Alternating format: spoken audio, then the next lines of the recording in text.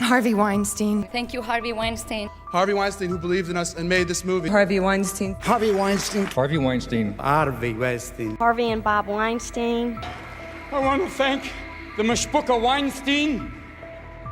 Ele era o homem a quem Hollywood não podia dizer não. O homem que podia transformar um filme discreto em uma lenda do Oscar. Que podia criar ou destruir uma carreira com uma única ligação. Mas por trás dos aplausos, do smoking e dos flashes das câmeras, havia outra história. Uma que dilaceraria a indústria que o construiu. Esta é a ascensão e o colapso de Harvey Weinstein.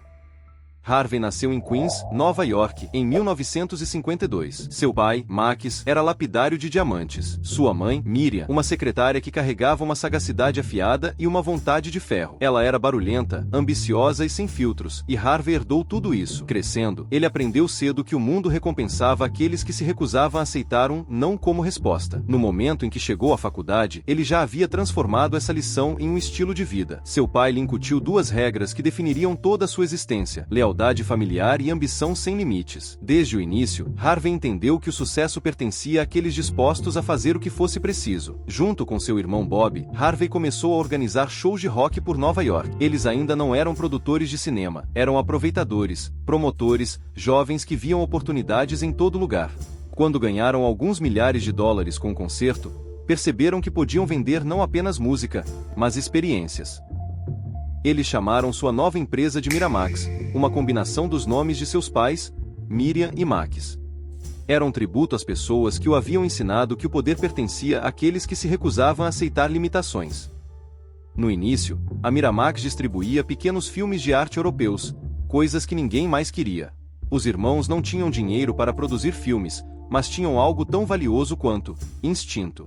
Eles podiam reconhecer talentos antes de qualquer pessoa e sabiam como vendê-lo. Tratavam filmes como eventos, transformando lançamentos limitados em momentos culturais. Lentamente, eles construíram uma reputação por tornar a arte lucrativa e por transformar azarões em estrelas. Em meados dos anos 80, a personalidade de Harvey já havia se tornado lenda. Ele era charmoso quando precisava ser, aterrorizante quando queria ser. As pessoas diziam que ele podia gritar por horas sem perder a voz.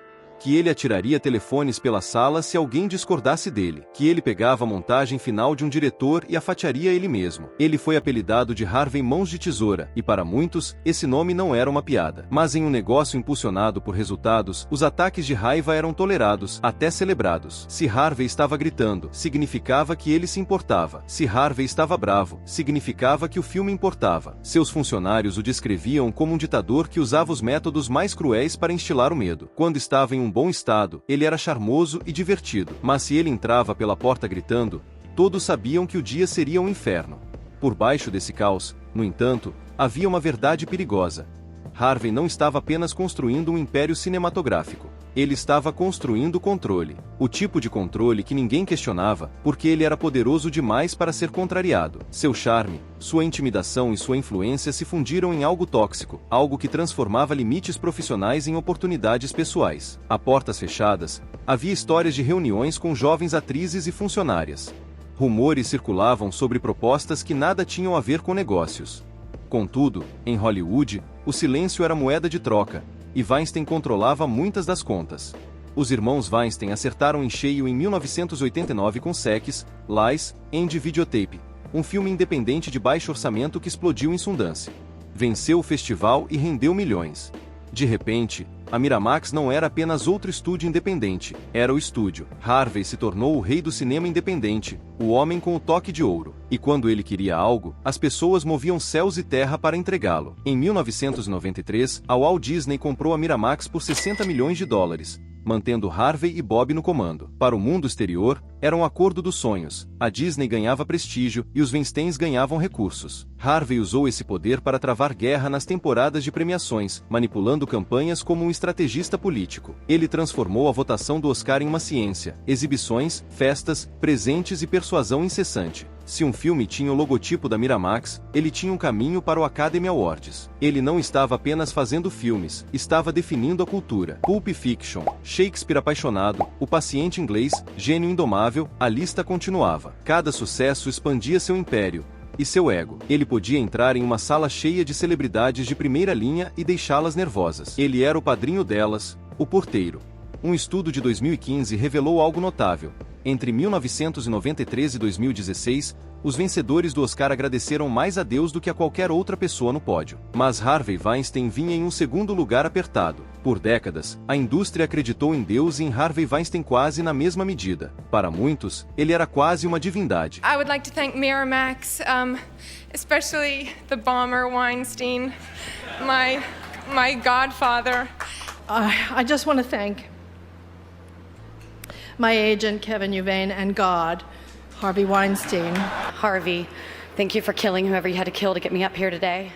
Por trás do glamour, porém, os sussurros nunca pararam. Assistentes que desapareciam, atrizes que evitavam reuniões sozinhas, jornalistas que insinuavam rumores de teste de sofá, mas nunca ousavam imprimi-los. Alguns diziam que o apetite de Harvey não se limitava ao poder, que seus convites para reuniões privadas nem sempre eram sobre negócios, que as mulheres que o rejeitavam viam suas carreiras subitamente complicadas. Mas em Hollywood, o silêncio era moeda de troca. A cidade funcionava à base de favores, e Weinstein controlava muitos deles. Ele era um benfeitor, um doador, um amigo de presidentes e produtores. Quando as pessoas ouviam os rumores, elas riam. Quando alguém falava muito alto, cartas legais se seguiam. E quando o dinheiro não comprava o silêncio, o medo comprava. No final dos anos 90, ele era intocável. Ele entrava no Oscar como se fosse dono do prédio. Sentava-se ao lado de líderes mundiais, patrocinava galas e doava para campanhas políticas. Ele estava em todo lugar. Havia transformado o poder em mito, e o mito em proteção. Ninguém queria acreditar na verdade sobre o homem que lhes deu suas carreiras. E aqueles que sabiam estavam presos em uma teia de contratos e medo. Os advogados de sua empresa garantiam isso. Os acordos foram enterrados, as histórias escondidas, as vítimas silenciadas. Mas as rachaduras estavam começando a aparecer.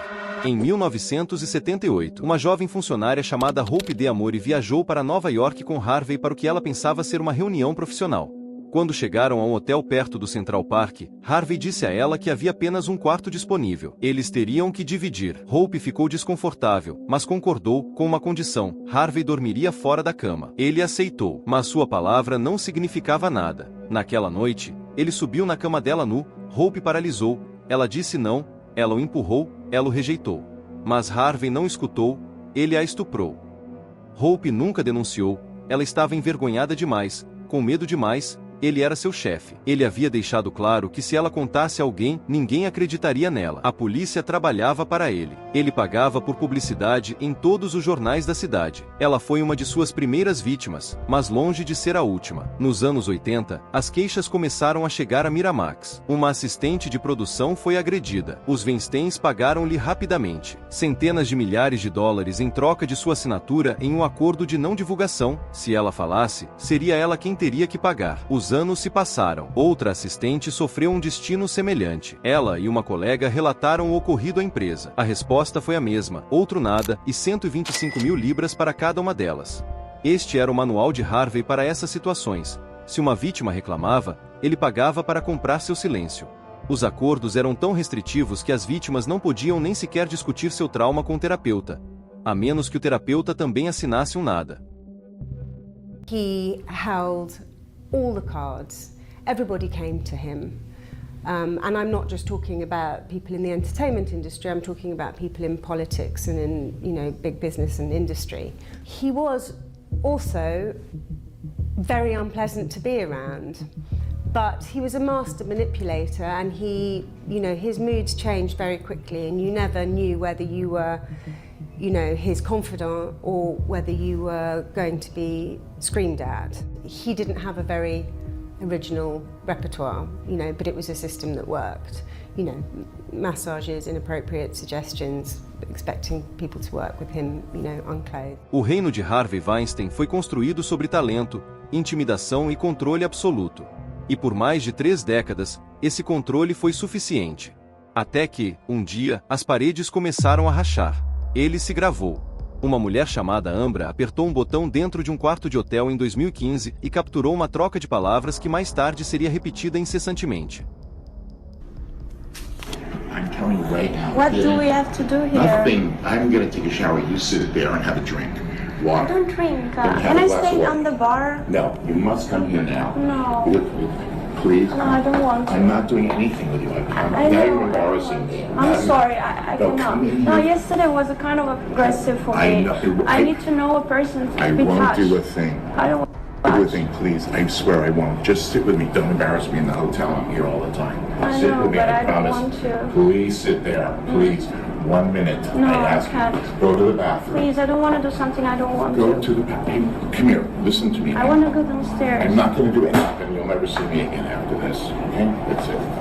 If you embarrass me in this hotel, I'm not I'll stay. embarrassing you. It's just that I don't feel comfortable. Honey, don't have a fight with me in the It's not hall. nice. Please, I'm not going to do anything. I swear, my children. Please come in. On everything. I'm a famous guy. I'm feeling very uncomfortable right Please now. come in now. And 1 minute. And if you want to leave, when the guy comes with my Why jacket, you can yesterday go. you touched my breast? Oh, please, I'm sorry. Just come on. I'm used to that. Come on. Are you used Please. to that? Yes, come in. Because No, but I'm not used to I that. won't do it again. Come on. Sit here. Sit here for a minute, please. No, I don't want If to. you do this now, you will embarrass me. But no. Fine. Never call me again. Okay? I'm sorry. I promise you I won't do anything. I know, but yesterday was too The much guy is for coming. me. I will never do another thing to you. 5 minutes. Don't ruin your friendship with me for 5 minutes. I know, but it's kind of like, it's too much for me. I can't. Please, you're making a big scene here. No, Please. but I want to leave. Okay. Goodbye. Thank you. Aquela fita não encerrou a história, foi apenas um fio em um padrão, mas foi importante, porque, uma vez que uma gravação existiu, outros sussurros pararam de ser sussurros. Jornalistas investigativos de grandes veículos passaram meses reunindo esses sussurros até que se tornassem um mapa. Eles rastrearam faturas, cheques de acordo, e-mails, notas de calendário. Rastrearam acordos de não divulgação e a linguagem legal que transformava vergonha em silêncio. Repórteres do The New York Times e do The New Yorker mapearam décadas de pagamentos silenciosos e reputações cuidadosamente gerenciadas. Eles ligaram para sobreviventes repetidamente, construíram a corroboração. O trabalho deles não dependeu de uma única memória, dependeu de documentos. De notas contemporâneas, de testemunhas que se lembravam de detalhes que o público não podia ver do tapete vermelho. Quando as histórias vieram à tona em 2017, o efeito foi imediato e irreversível. Nomes foram publicados. Os relatos não estavam mais isolados. A inundação de testemunhos produziu uma avalanche. Mulheres que antes sussurravam para amigos agora se encontravam online. A experiência compartilhada deu coragem. Rose McGowan revelou detalhes de sua agressão no Sundance Festival em 1997. Weinstein havia rasgado suas roupas. Ele a havia agredido. Ela havia recebido $100.000 para ficar em silêncio. Mas agora, décadas depois, ela se recusava a ficar em silêncio. Ashley Judd se manifestou, Mira Sorvino se manifestou, Angelina Jolie, Gwyneth Paltrow, Salma Hayek. Cada história era diferente, cada história seguia o mesmo padrão. A hashtag #MeToo transformou a dor privada em um movimento público. O que havia sido tratado como rumor tornou-se evidência por acumulação. A indústria não podia mais dizer, de forma crível, que não sabia. Na verdade, a verdade era muito mais sombria. O diretor Quentin Tarantino admitiu que sabia sobre o comportamento de Weinstein por décadas. Ele o havia confrontado sobre isso, e não havia feito nada. I wish I had sat him down and had the uncomfortable conversation. I didn't know about any rapes or anything like that. I just, but I knew he was, I chalked it up to the boss chasing the secretary around the desk, as if that's okay. But I mean, that's how I kind of looked at it. Everybody who was in his orbit knew about it. There's nobody who said they didn't know that didn't know. If you're in his orbit, and that includes all the big actors who he palled around with, like, they all knew. They didn't know they didn't know anything about rapes, but they had heard. Yeah. They had heard things. I wish I talked to him. I wish I had sat him down and go, Harvey, you can't do this. You're gonna fuck up everything. Em 2005, Courtney Love havia alertado jovens atrizes. Do you have any advice for a young girl moving to Hollywood? I'll get lively with us. Harvey Weinstein invites you to a private party in the Four Seasons downtown. Em 2013, Seth MacFarlane brincou no Oscar. Congratulations, you 5 ladies no longer have to pretend to be attracted to Harvey Weinstein. As piadas, os avisos, os olhares de cumplicidade, Hollywood sempre soube. A reação foi brutal e rápida. Ele foi removido de seu próprio império. Fotografias foram deletadas. Prêmios e convites foram rescindidos. Políticos que antes haviam aceitado doações de repente se viram explicando essas escolhas. As instituições que o haviam abrigado viram sua reputação em jogo e correram para se distanciar. Mas a queda pública foi apenas parte da história. Houve publicitários que elaboraram negativas. Houve investigadores particulares contratados para desenterrar sujeiras sobre as acusadoras. Uma empresa que surgiu na cobertura foi a Black Cube, uma companhia de inteligência que usava agentes para lidar com vigilância e gerenciamento de reputação. Agentes se passavam por potenciais aliados para coletar gravações ou buscar inconsistências. Eles seguiam atrizes. Eles seguiam jornalistas. Eles ameaçavam vítimas.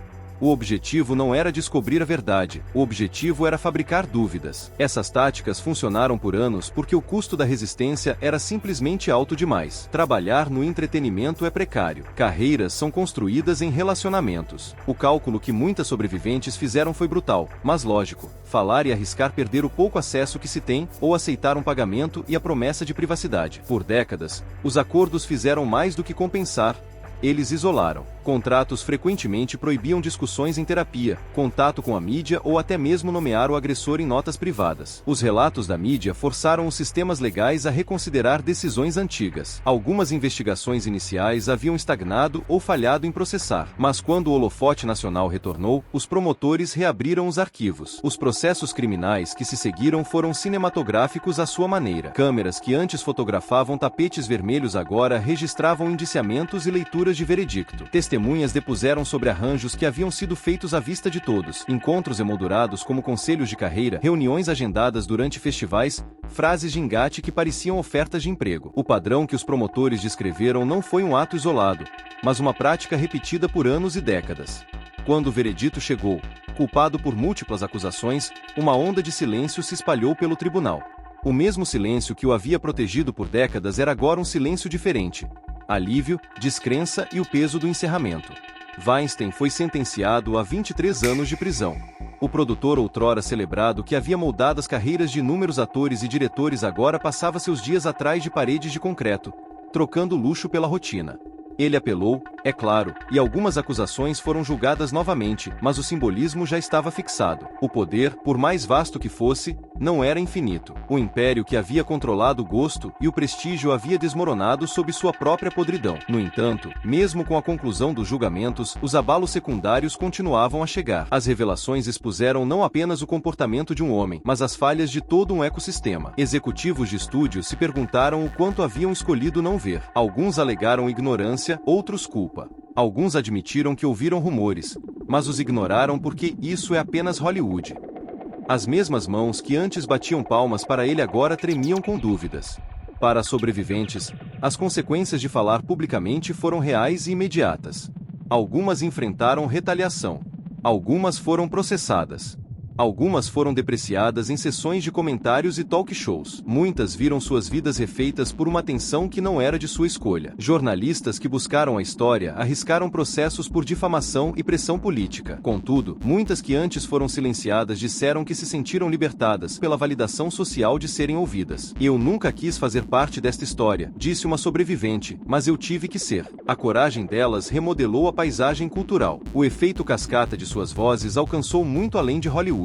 Encorajou outros, na política, na academia, na mídia, a confrontar abusos há muito ignorados. O homem no centro desse desmoronamento havia construído um império de gosto e influência, um reino que recompensava seus instintos como formador de opinião. Ele também havia construído um sistema paralelo que o isolava das consequências. Quando esse escudo finalmente falhou, o colapso não foi meramente pessoal. Ele revelou como funcionava toda uma rede. Quando as câmeras saíram das estreias para as prisões, a imagem de Harvey Weinstein tornou-se quase irreconhecível. Tinha sumido o pavoneio, o sorriso que havia comandado tapetes vermelhos e palcos. O que restou foi um homem idoso em uma cadeira de rodas, com as costas curvadas, sua expressão vazia, ali, enquanto ouvia a lista de acusações ser lida em voz alta. Por anos, ele havia curado cada quadro de sua imagem pública. Agora, ele era um personagem em um filme que não dirigiu, uma história contada por outros, uma que ele não podia mais editar. A queda de Harvey Weinstein expôs a maquinaria mais sombria de Hollywood.